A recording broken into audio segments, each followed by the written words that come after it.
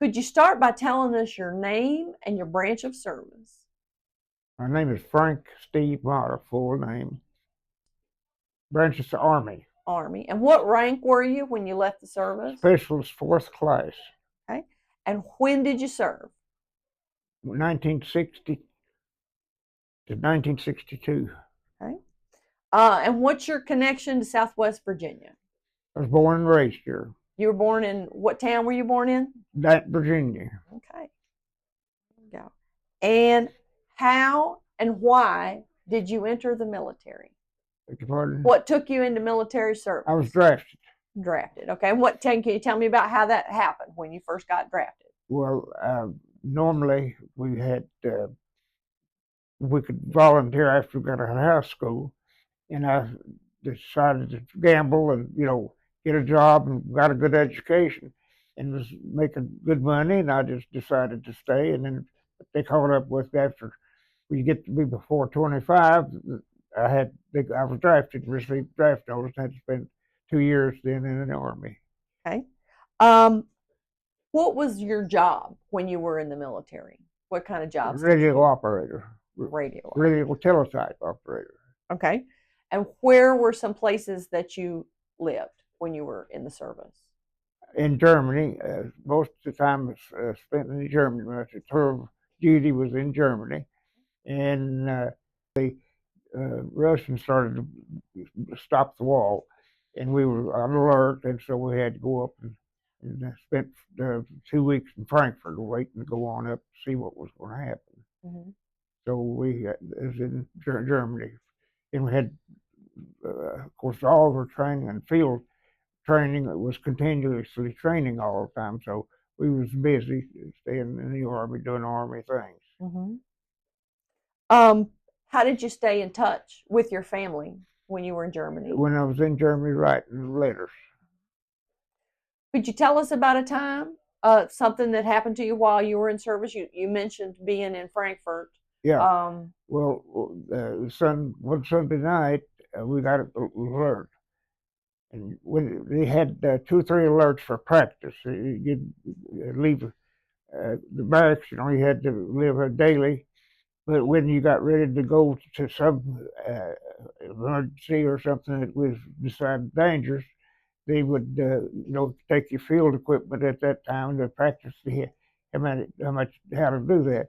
So one Sunday night, they called alert, and we got out in our vehicles. And the only difference at that time was we passed out ammunition, and told us to go in the truck and sit and wait for further orders.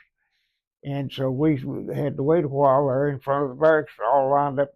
They all got the convoys together, and I was winning. There's 3 men to a team.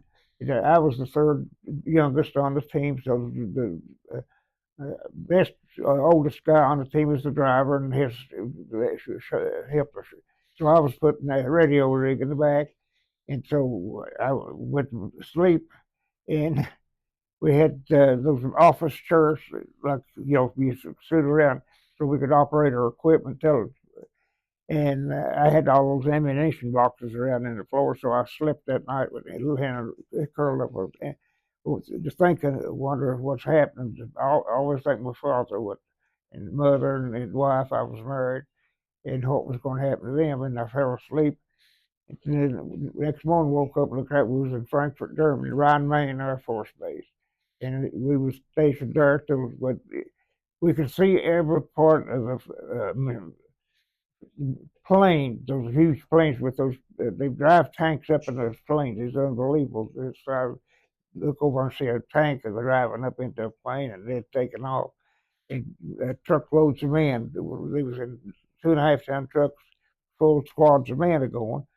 And a day or two later, I noticed this. We was right on the runway. The planes were coming and going. I saw our first U-2 plane that was ever thought about. At that time, nobody, they wouldn't say anything about it. Of course, and it was the oddest thing I ever saw. And I said, "Dang, it's a painted blue and white." But years later, I found out that it was one of those that taken off too, which made good sense. It's really interesting that was in to see those things after it's all over.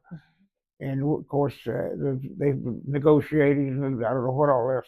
So we stayed there 2 weeks, and then we turned around, come back to the barracks, and went back to the normal operation, do everything, training, and had a good. I enjoyed it. I really enjoyed it. So you went up there for Frankfurt. Where were your barracks? Where did you live at while you were over there? Okay, we lived in our equipment. Yeah. We operated our equipment. Then we went on the barracks. The Air Force had a barracks over there, and if they fed us, we would go across that airfield and eat with the Air Force people. Mm-hmm. And they had a place where you could sleep over, so we took our sleeping bags and slept with the Air Force people. And it was real convenient because we didn't have to sleep on the ground or in the rig ourselves. Mm-hmm. And of course, when that 97 Signal Battalion was what I was in, Mm-hmm. and they was assigned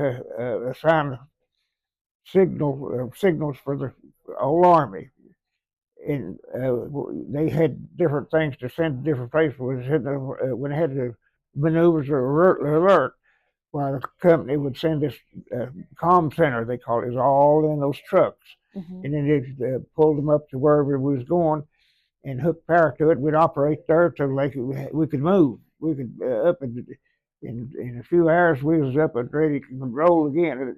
And our radio rigs, we could operate them on driving down the highway. And that's why we was in those. We had those the way our equipment was set up, and it was nice that we could.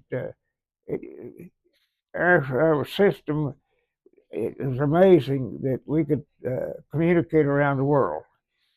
Come out and I've had some real good friends that are from all over the United States, and I really had a wonderful time. When you left the service, what kind of job did you do? I went to school and went to college, got a scholarship in college, and a coal company and the coal family and have past history. It just didn't make. They wanted me to go. My husband father, you are going to college. You're going to college. Well, I had the grades to make it, and I got a scholarship and went to college and didn't make it there. So I went to trade school and went to welding, and I really studied my butt off. And I was great. I was the first in the class. When I got out, I had a job waiting for me, and I was making big money before when I went in. I thought I was going to get skipped by the draft, but I got married and didn't get. If I had a child, well, I'd have been deferred, but I didn't have a child, so I had to go to Germany then. So me and the wife wrote letters back and forth, but it was a wonderful time. Is there anything that you learned in the military that helped you later in your civilian world? Organization. Appreciate organization. How when you plan for anything and see how it takes a lot different things to make a plan. And when you go by the plan, it works. Mm-hmm. And then unless something goes wrong, then you have problems. Mm-hmm. So organization, that was the best thing that I could see in the service. What would you tell young people about military service today? You better go. Put them in there for at least a year. The same as we had, same basic training, and they'll learn how to, live on the ground to fend for yourself and family, and learn how to shoot and stuff like that. But then after you get that, let them go to college, mm-hmm. Like other people, and I think they will have a better understanding of what goes on.